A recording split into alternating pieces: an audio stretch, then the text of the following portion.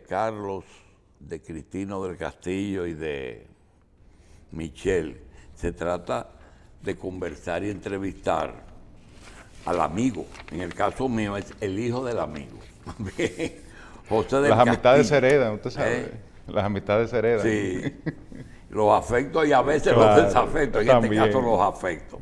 Senador por la provincia de Barahona por el PLD. Vamos a ver gestión en el Senado 2 años después. Acaban de cumplir 2 años los senadores y quisiéramos pedirte que nos diga en el orden personal qué proyectos llevaste como tuyo, que tú lo presentaste, si se ha conocido, si no se ha conocido, y aquellos que están pendientes. Bueno, usted sabe que hay una queja tradicional en los legisladores, no de ahora, sino yo creo que de siempre, y es la lentitud que caracteriza a los parlamentos en lo que es el conocimiento y aprobación de iniciativas. A pesar de que hemos tenido una actividad legislativa bastante activa en beneficio de la provincia, también en iniciativas de corte nacional, incluso no solamente con leyes, sino resoluciones. La actividad del senador es triple, una como representante y otra ya digamos, el legislador nacional en lo que es la presentación de leyes. Yo pienso que la ley más importante que hemos tenido con relación al tema de Barahona específicamente es la que modifica el Consejo de Desarrollo Ecoturístico. Sin embargo, es una ley que se aprobó en el Senado y no ha sido aprobada en la Cámara de Diputados. La vamos a presentar de nuevo a los fines de lograr... ¿Qué cambia eso en Barahona? Sobre todo el tema...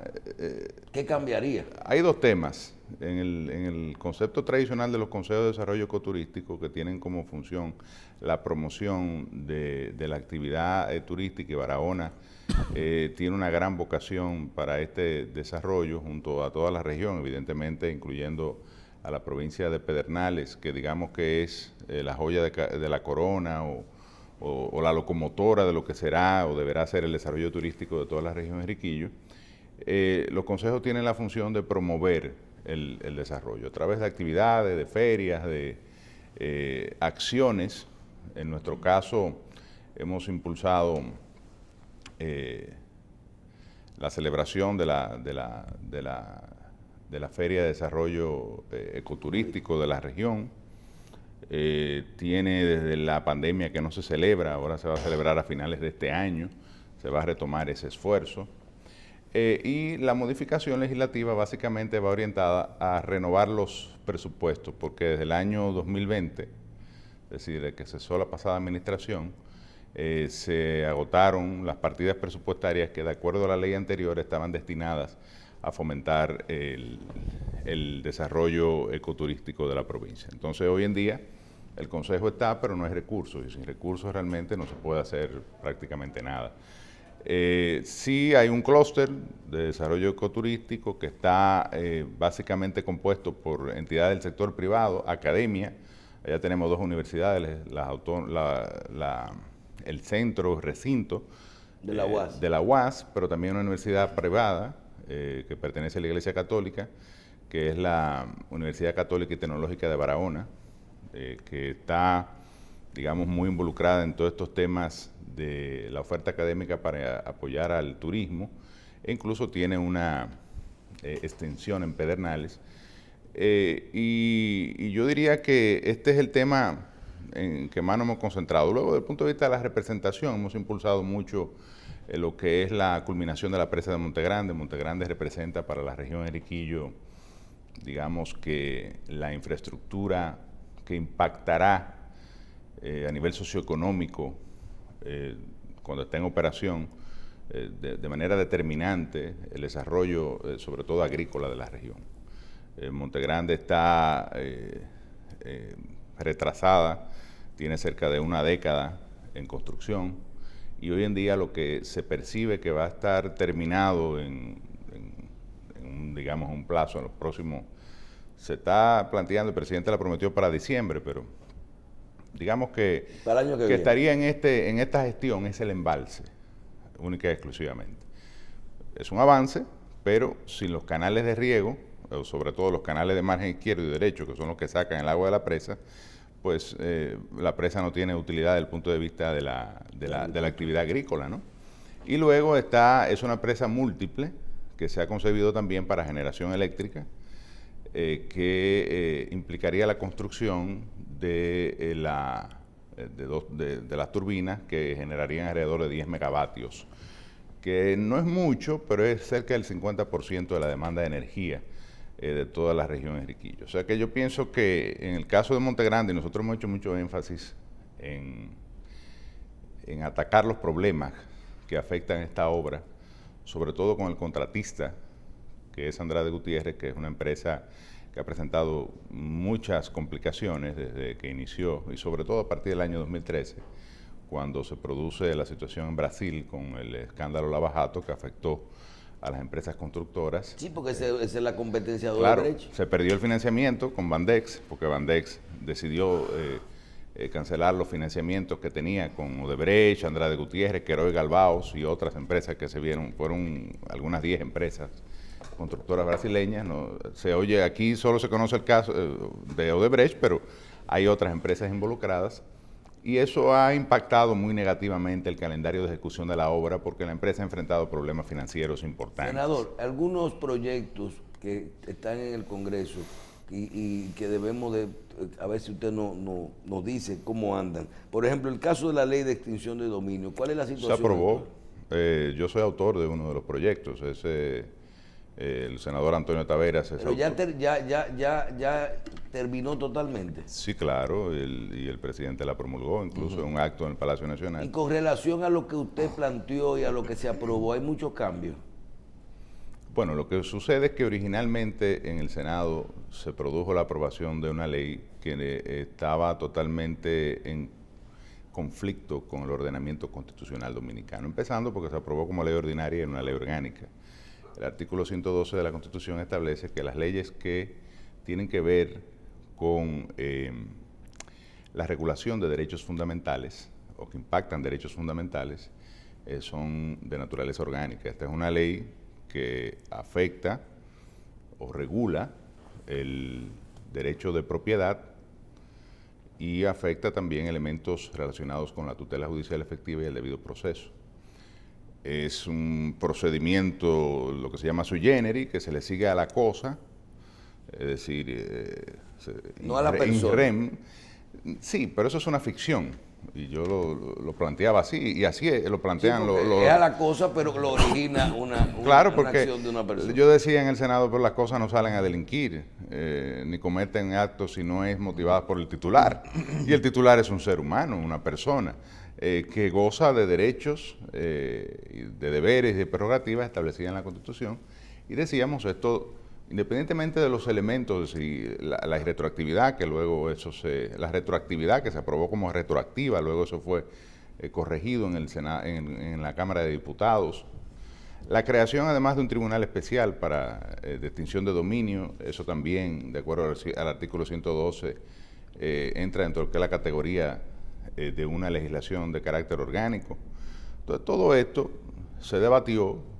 El Senado, yo diría que no jugó un buen papel en el proceso porque se notó desconocedor de la Constitución, digo como institución, ¿no? O por lo menos, sí, vamos a decir, desconocedor de la Constitución. Y la Cámara de Diputados vino y no enmendó la plana, lo arregló, y bueno, lució la Cámara de Diputados con más, digamos, preparación, veteranía, capacidad y conocimiento de lo que es la Constitución de la República. Ya todo el mundo había dicho lo que tenía. Pregunta, ¿había tanta presión internacional para la modificación de esa ley como se ha planteado? No, lo que estaba claro que había una voluntad política. Y los senadores oficialistas estaban impulsando de manera decidida que la ley se aprobara como fuera. Los senadores de las demás fuerzas políticas, todos estuvimos de acuerdo en que, y de hecho al final aprobamos a unanimidad la ley. Lo que decíamos era que la ley tenía que estar conforme al ordenamiento constitucional dominicano.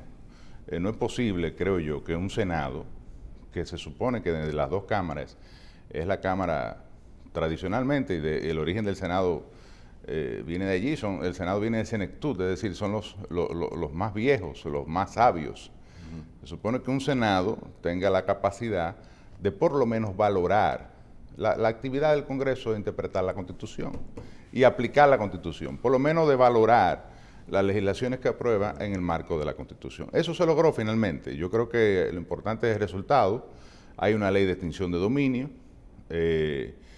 y tiene una vacación legislativa, es decir, tendrá un año antes de ser aplicada, a los fines de que tanto el Consejo del Poder Judicial pueda crear los tribunales que se requieren para esto, el Consejo del Ministerio Público también establecer los fiscales especiales y los entrenamientos, porque hay que capacitar a la gente que va a administrar esta legislación. Es un reglamento también. Claro, se requiere una reglamentación también. O sea, todos esos son elementos que durante este año de lo que se llama vacatio legis se deberá agotar. Después de tantos años, ¿se puede decir que aprobamos una buena ley de extinción de dominio? La práctica, las leyes, si son buenas o malas, se determinan en la práctica. Si son aplicables o no, se determinan en la práctica. Hay muchísimas leyes, y decía Carl Schmitt que los congresos tienden a sufrir de indigestión legislativa. Vivimos aprobando leyes, a veces incluso aprobamos leyes que ya se habían aprobado antes, pero que no sabemos que antes se habían aprobado. Porque no hay control. Hay una actividad legislativa profusa, y lo importante, las leyes que finalmente tienen un impacto son las que pueden aplicarse y que se ajustan a la realidad del país. O sea que veremos en la práctica si la ley es buena o no. Si hay elementos todavía que permanecen allí contrarios a la Constitución, estoy seguro que los primeros procesos que se den llegarán incluso hasta el Tribunal Constitucional, porque hay un tema sobre si se viola o no el derecho de propiedad, y si no tiene que demostrarse la culpabilidad del sujeto y por vía de consecuencia, entonces ya la extinción del dominio. ¿Qué es lo que ocurre cuando hay incautación o cuando hay decomiso de los bienes? En el caso de la incautación es una pena, el decomiso es una pena accesoria. Es decir, no es cierto que en los procesos penales la gente se va con los bienes que son de origen ilícito o los utilizados para delinquir. Hay todo un proceso de decomiso de esos bienes, y dentro del proceso también hay la posibilidad de, en el caso, por ejemplo, de los casos de corrupción, del Estado querellarse y constituirse en parte civil. De hecho, el Estado ha designado un grupo de abogados que se dedican a esto. O sea, la extinción de dominio no viene a resolver algo que no existía. Lo que agrega es una herramienta adicional, que, vuelvo y te reitero, es contra la cosa solamente. Es decir, tú puedes ser incluso descargado después, pero ya el juicio contra la cosa ocurrió con anterioridad. Son de las cosas que llaman la atención. Habrá que ver el momento. Sí. Como cuando una cosa es las funciones propias de usted como senador, de un senador, y los proyectos que quiere trabajar, las comisiones que pertenecen, el trabajo normal y la representación normal. Pero a nivel político, usted representa el Partido de la Liberación Dominicana. ¿Cuál es en este momento, cuál es la actitud que tienen ustedes frente a las políticas y a los proyectos en el Congreso del Partido Revolucionario Moderno? ¿Van a hacer oposición dentro del Congreso? ¿Van a aprobar, por ejemplo, el tema de los préstamos, del endeudamiento? Porque estamos en una situación difícil y una situación mundial que hay que ver hacia dónde va. No, nosotros desde el inicio hemos tenido... Le hago la pregunta porque ya veo otros bloques que han dicho, no aprobar nada. No, yo no creo, y además no pienso... la línea evidentemente del Congreso la determina el comité político. de acuerdo a los estatutos del PLD, es decir, de los bloques del PLD en el Congreso. Pero no creo que esa sea la tónica, ¿no? Al contrario, nosotros desde el inicio hemos tenido, digamos que una posición constructiva, en el sentido de que entendimos que este gobierno inició en el marco de una pandemia, de una situación especial, y aprobamos, contrario a lo que el PRM, a lo que fue el accionar del PRM, que siempre cuestionó el tema del estado de excepción. Nosotros aprobamos todas las extensiones del estado de excepción, aprobamos los contratos para la adquisición de las vacunas, aprobamos todas las iniciativas que de algún punto de vista impactaban o impactan positivamente en los presupuestos. O sea, nosotros hemos hecho oposición en los elementos en que entendemos que la iniciativa legislativa o en los casos de los préstamos, de los financiamientos, no son cosas que no proceden o que están fuera del marco de lo que debería ser. O sea, creo que, bueno, de hecho, el caso más reciente es la ley de extinción de dominio. Todos los partidos políticos aprobamos la ley de extinción de dominio. Estamos propugnando todos por la aprobación del Código Penal.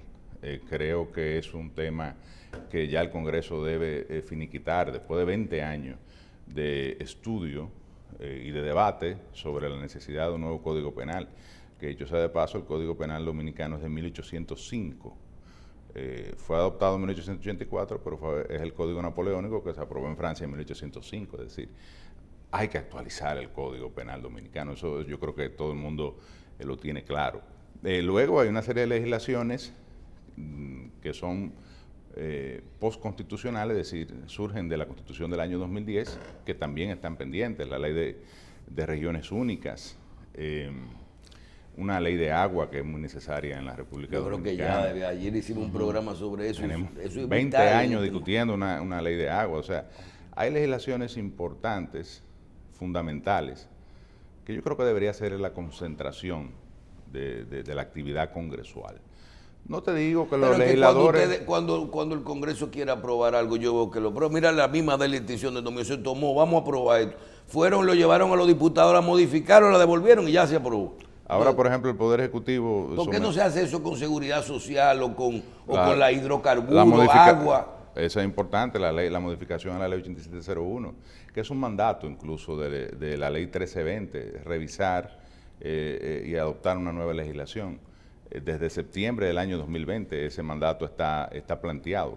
Y nosotros ya tenemos 2 años en el Congreso discutiendo, viendo, en una comisión bicameral, revisando, pero, como tú bien dices, no se logran los consensos o no existe la voluntad política para ya adoptar una nueva legislación en este sentido. Un nuevo código de trabajo que el gobierno ha amenazado que va a presentar, pero no presenta. Y yo creo que son temas fundamentales, reformas estructurales que requiere la República Dominicana y que debe ser donde yo creo que en estos últimos 2 años un Congreso responsable debería concentrar su actividad. Sí, claro. Bueno, pero precisamente en el Congreso se habla se aprueban préstamos y hay gente que ha dicho que son préstamos que se utilizan para obtener unos recursos que finalmente quizás no se necesitan de inmediato, pero que de cierta manera permiten un rejuego económico que permite combatir la inflación. Quisiéramos su punto de vista con respecto a estos planteamientos. No, yo creo que en el ¿Se tema... pide prestado más de lo que se necesita o se puede controlar la inflación sin necesidad de los préstamos? Es que una cosa no tiene nada que ver con la otra. La política de financiamiento que desarrollan los gobiernos tiene que ver con su capacidad, desde el punto de vista de la proyección de crecimiento del Producto Interno Bruto, de financiamiento a los fines de poder completar, ¿no?, con los recaudos internos, su presupuesto, financiar su presupuesto. Okay. Y por otro lado está la inflación. La inflación es un fenómeno que se da y se está dando ahora a raíz de un componente internacional importante, ¿verdad? Es decir, la reactivación económica post pandemia, pero también la situación que está afectando el mercado de las materias primas a partir del conflicto geopolítico que hay en Europa, sobre todo el petróleo y los alimentos. De hecho, gran parte del peso de la inflación acumulada en la República Dominicana está precisamente en los segmentos de alimentos, transporte, que están muy impactados por el tema del petróleo, y vivienda, que además son, en el caso de alimentos, que la inflación acumulada, el último informe del Banco Central la plantea en más de un 12% para el segmento de alimentos, en general es 9.4%, pero alimentos, un 12%. Es el sector que más, es la canasta que más consume el sector más pobre de la población. ¿Qué quiere decir esto? Es quien le está impactando más la inflación o el fenómeno de la inflación que se está dando en la economía dominicana. Es la comida. Es a la gente más pobre. Entonces, ahí es que tiene que ir la acción pública del gobierno, ahí es que se tienen que destinar las ayudas, los apoyos, los subsidios. En el caso de, por ejemplo, el subsidio de los combustibles, que es un subsidio generalizado, en mi opinión, se habla de que se han destinado creo que como 50.000 millones de subsidios por ahí. No mentira, 30 y tantos mil millones. Va que están separados. Y los combustibles tienen el 80% de ese subsidio. Pero un subsidio generalizado que se da, estaremos contentos de que nos subsidien los combustibles. Ahora, es justo que a la gasolina premium, al gasoil premium, por ejemplo, se le subsidie igual que al gasoil regular y al GLP, que son productos, digamos, que consumen más los sectores populares, cuando eso se pudiese focalizar y destinar más recursos para apoyar a la gente que realmente lo necesita. Y por vía de consecuencia, el fenómeno de la inflación ha generado un impacto en lo que es la criminalidad, lo que es natural. Es decir, si hay una carestía en los alimentos, no están los recursos para suplir las necesidades básicas de la población, los sectores, personas, crece la criminalidad. Eso es una relación directamente proporcional que se da en todas las sociedades.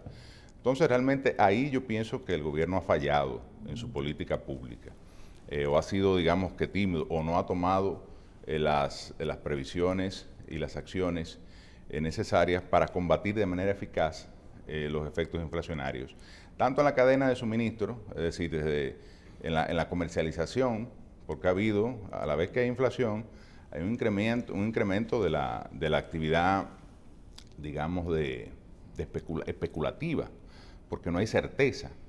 Los comerciantes acaparan, incrementan los precios, no saben cómo van a sustituir esos inventarios, la percepción que existe de que esos inventarios van a venir más caros y por vía de consecuencia incrementan más los precios. Ahí también el gobierno puede desarrollar una acción de regulación a través de Proconsumidor y en el caso del sector agrícola a través del Ministerio sectorial, del Ministerio de Agricultura, por ejemplo, que además planifica y se reúne constantemente con los productores a los fines de paliar de monitorear este tipo de situaciones. El Banco Central se defiende frente a ese tipo de crítica diciendo que la inflación en República Dominicana está por debajo de la media latinoamericana. Sí, yo creo que si tú le dices eso a una persona de escasos recursos, no le importa.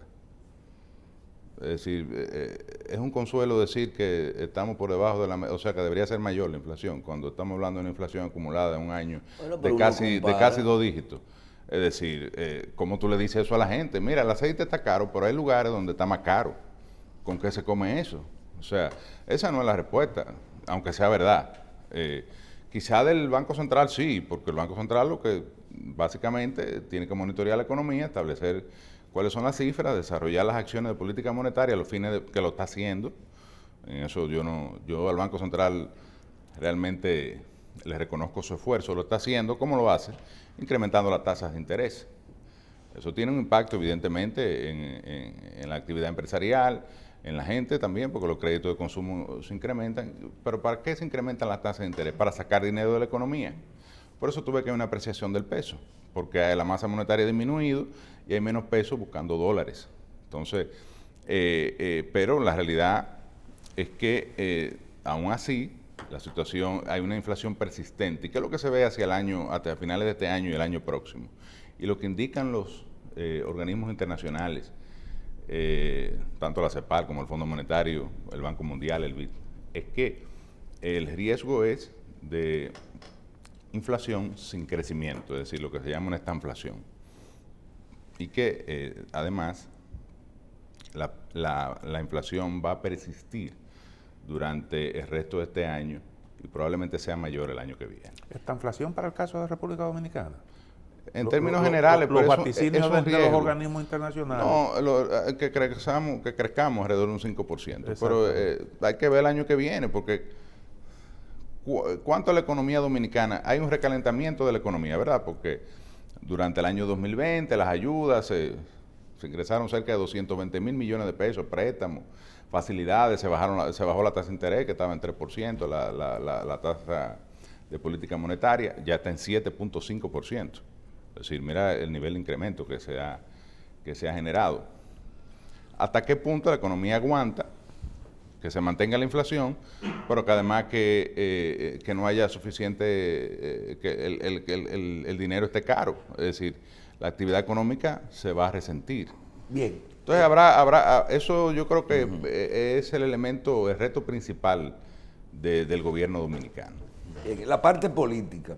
Usted es miembro del Partido de la Liberación Dominicana, de su comité político. Háblenos de cómo van estas actividades del partido, el tema de la consulta de octubre para elegir su candidato, su precandidato presidencial y por lo que veo la iniciativa suya del apoyo a uno de sus candidatos. Sí, voy a iniciar por la última parte. En el caso nuestro ya desde hace alrededor de un año, me parece, más o menos,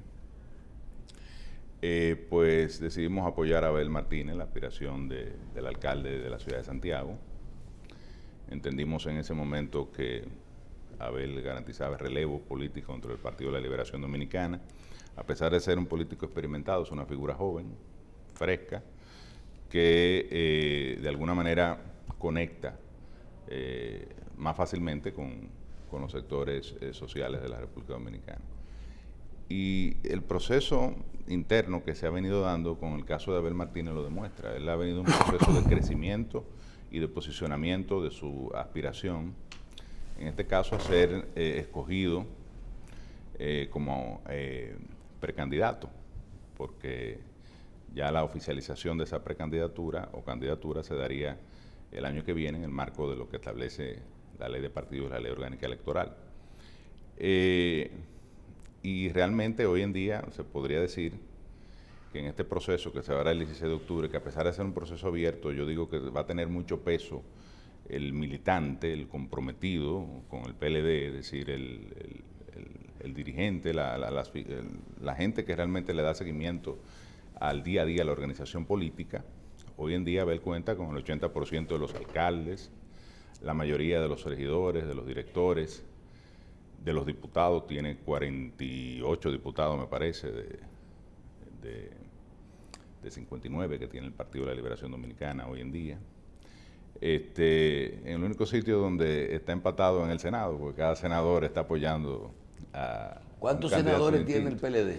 El PLD tiene 3 senadores.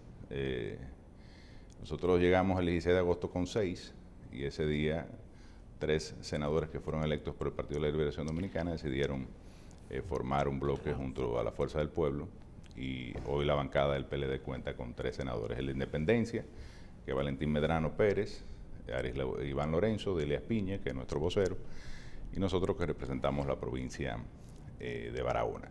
Así que nada, el proceso de organización de la consulta va viento en popa. El 16 de octubre próximo estaremos celebrando a nivel nacional esta actividad, y nosotros entendemos que Abel será el precandidato y prácticamente candidato del Partido de la Liberación Dominicana. El ambiente es bueno y es de unidad entre los precandidatos. Sí, yo pienso que sí, apoyan. Incluso... ¿Está blindado ese proceso? Bueno, o sea, ¿se garantiza que habrá unidad después de los resultados? Eso es lo que todos aspiramos, y de hecho nosotros estamos muy conscientes de que más que sea uno u otra, porque un varón o una mujer o más de los nombres, lo más importante es que triunfe la unidad del Partido de la Liberación Dominicana. Estamos muy conscientes de que el PLD no resiste una nueva crisis institucional ni una decisión como la que se dio en octubre del año 2019.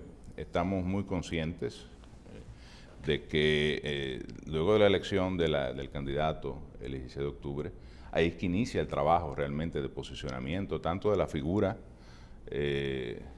presidencial del Partido de la Liberación Dominicana como de la organización política.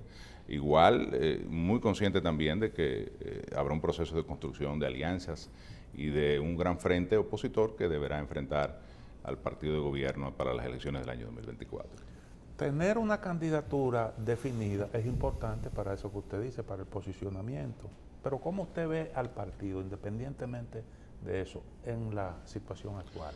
Bueno, mira, el partido desde que salimos del poder inició un proceso de reorganización, que era lo lógico, ¿no?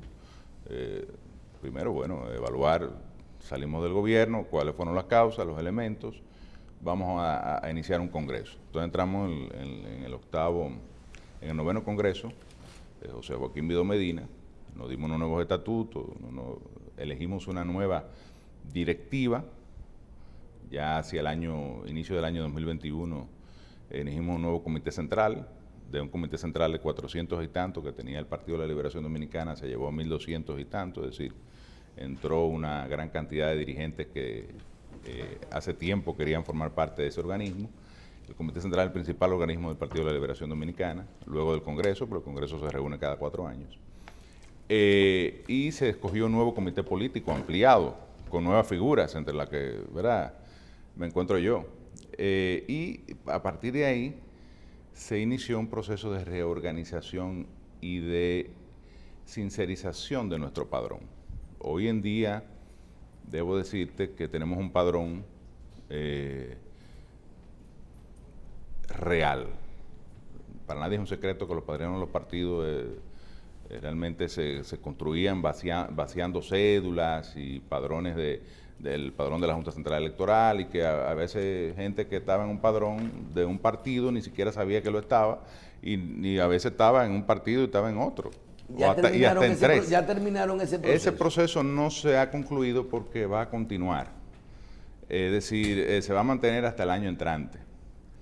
Pero digamos que la gran labor ya se ha hecho. Hoy tenemos una membresía de cerca de 700,000 miembros, de los cuales más del 50% son nuevos miembros. Es decir, gente que no estaba en el PLD. Se ratificaron.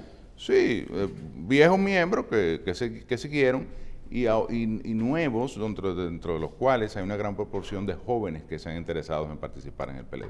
Entonces yo creo que el PLD está en un proceso, digamos, de reposicionamiento, es el único partido, digamos, que tiene una estructura nacional real en cada municipio, en cada distrito, en cada provincia, y yo creo que eso, con una candidatura sólida que escojamos ahora el 16 de octubre, nos va a permitir presentar una opción para el año 2024 y retornar al poder.